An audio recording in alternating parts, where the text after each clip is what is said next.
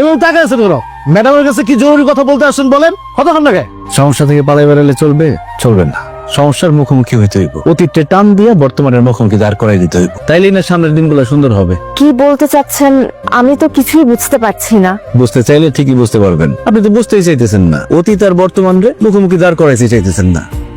11 দিনের স্যার, এই লোকটা আসলেই পাগল, এর ভেতরে ঢুকতে দেওয়া ঠিক হয় নাই। আপনি যত যান।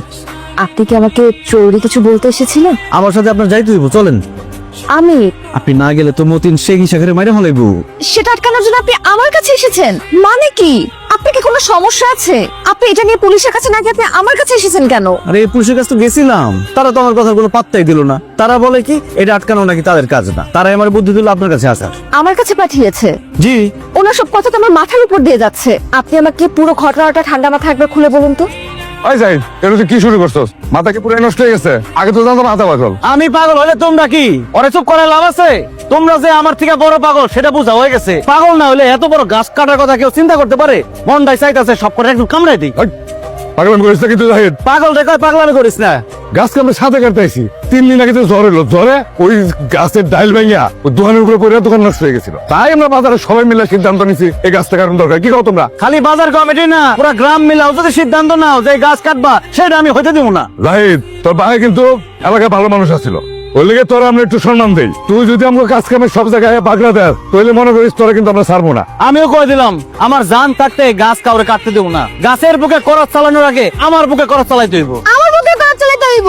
এটা শামসুরে পড়ো না? ও বাপে ঢাকায় বই দিচ্ছে আর পোলা এদিক দিয়া পাগলের মুড়ি দিচ্ছে না? তুই কিন্তু বেদাল লাগাইলি। এই গাছ আমরা কালকে কাটবো, পারলে তুই পাল্লা দিস। চলো। ঠিক আছে, আমিও দেখবো কেমনে এই গাছ কাটো। আই সে, এই শাখা একটা গাছের নাম। যেন তেন গাছ না, আমাদের গ্রামের সবচেয়ে মুরব্বী গাছের নাম। এখন যদি আপনি আমার সাথে গিয়ে তাদেরকে না আটকান, তাহলে তুই শাখার আর বাঁচাতে পারুন না। আপনি আমার সাথে চলেন তো, আমার সাথে গিয়ে তাদেরকে ধরে নিয়ে আসবেন। আমি এবার বিষয়টা বুঝতে পেরেছি। বাজারে থাকা কোনো গাছ যদি বাজার কমিটি কেটে ফেলতে চায়, তাহলে তো সেখানে আমরা বাধা দিতে পারবো না। এটা তো আমাদের এখতিয়ারে নেই। নাই হবো কেন?